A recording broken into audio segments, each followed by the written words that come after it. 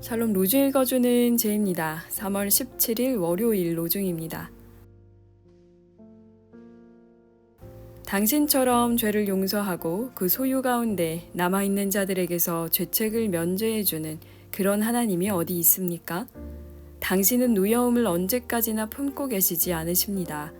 은총 베풀기를 기뻐하시기 때문입니다. 미가서 7장 18절. 마리아가 말합니다. 하나님은 자비를 기억하시고 그의 종 이스라엘이 일어나도록 도우십니다. 누가복음 1장 54절. 하나님의 자비를 간구하는 하루 보내세요. 샬롬 하울람. 샬롬, 좋은 아침입니다. 오늘도 말씀과 기도로 하루를 여는 서로님들을 축복합니다. 오늘은 사순절 11째 날입니다. 그리고 마리아의 믿음이라고 하는 주제로 누가복음 말씀을 나눠보려고 합니다. 누가복음 1장은 굉장히 깁니다. 그러니까 다른 복음서들은 30절 전후로 돼 있는데 이건 굉장히 길죠. 여기에는 많은 내용이 담겨 있습니다. 특히 예수님을 잉태한 마리아가 하나님을 찬미하는 대목이 있는데 출애굽기에 나오는 미리암의 찬가와 참 비슷합니다. 미리아랑 마리아는 똑같은 이름이에요. 음가만 다른 거죠. 구약의 미리암이 신약의 마리아랑 똑같은 이름이라는 겁니다. 요한이 존인 거랑 마찬가지예요. 오늘 본문의 배경은 그 마리아의 찬가 내용인데 골자는 이렇습니다. 여종의 비천함을 도우시는 하나님. 저는 처음에 이 내용이 이해가 안 됐어요. 지금 비천한 여종을 더 비천한 길로 몰고 가는 혼전 임신을 지금 하고 있는 거거든요. 이게 세상에 드러나면 돌 맞아 죽어도 아무 문제가 없는 상황이었습니다. 근데 마리아는 자신을 잉태하게 하신 하나님께 하나님이 지금 날 돕고 있다라고 이야기해요. 왜냐하면 그분은 제왕들을 왕자에서 끌어내리고 비천한 사람을 높이시는 분이라는 믿음이 있었기 때문에 그렇습니다.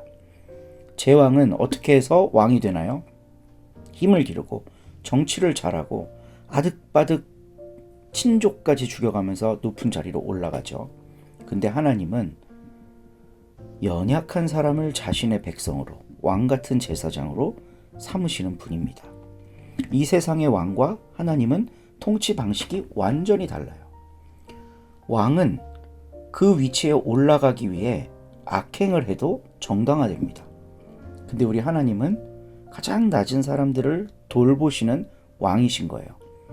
마리아는 그걸 알고 있었기 때문에 자신의 비천한 상황, 그리고 어쩌면 더 비천해질지도 모르는 그 상황 가운데 하나님께서 자신을 돕고 계신다라고 고백을 하고 있는 겁니다. 하나님의 자비가 이스라엘을 돕는다. 오늘 가르침의 본문 내용이죠. 이때의 이스라엘이란 무엇일까? 이스라엘 왕을 이야기할까요? 헤롯 왕을 얘기할까요? 아니면 이스라엘의 고급 사제 계급들을 얘기할까요? 대제사장을 얘기할까요? 그들은 하나님의 자비가 필요 없습니다.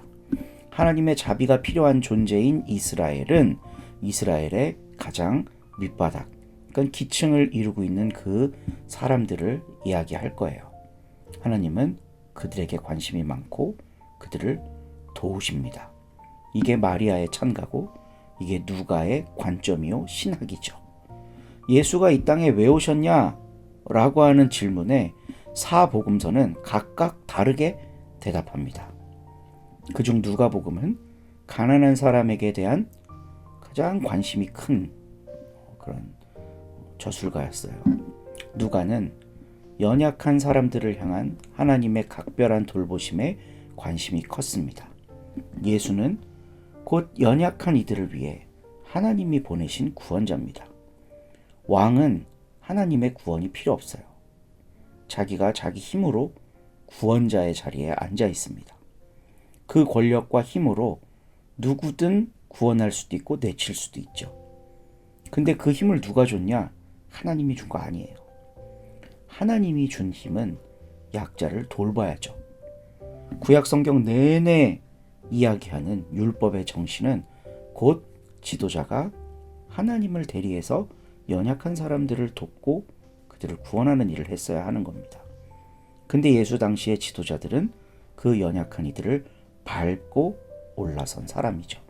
그러니까 누가에게 있어서 예수는 그 연약한 사람들을 구원하기 위해 하나님이 보낸 구원자요, 하나님의 아들이요, 그리스도가 되시는 겁니다. 그럼 누가의 관점으로 오늘날 세상을 한번 바라볼 필요가 있습니다. 예수는 누구에게 필요한가? 그걸 알려면 우리 시대의 연약한 사람이 누구인지 살펴봐야 되겠죠. 굉장히 다양합니다. 오늘날은 사회가 복잡해졌기 때문에 1세기에는 그냥 가난한 사람이라고 하면 거의 대부분이 다 해결됐어요. 근데 오늘날은 그렇지가 않습니다. 연약한 사람이 누구인가? 모든 걸 다 가졌는데도 경제적인 능력도 있고 인기도 있고 이런데도 약에 빠져 지내고, 그래서 그러다가 사고를 당해 죽기도 하고 이런 세상이잖아요. 그런데 종교는 그런 사람들을 비판하죠. 죄지었다고 하죠.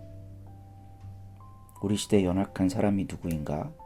이 관심을 우리가 갖고 세상도 보고 누가를 읽을 때 그 안에서 예수를 만날 수 있습니다. 아, 예수님이 바로 그런 사람들을 위해 오셨구나.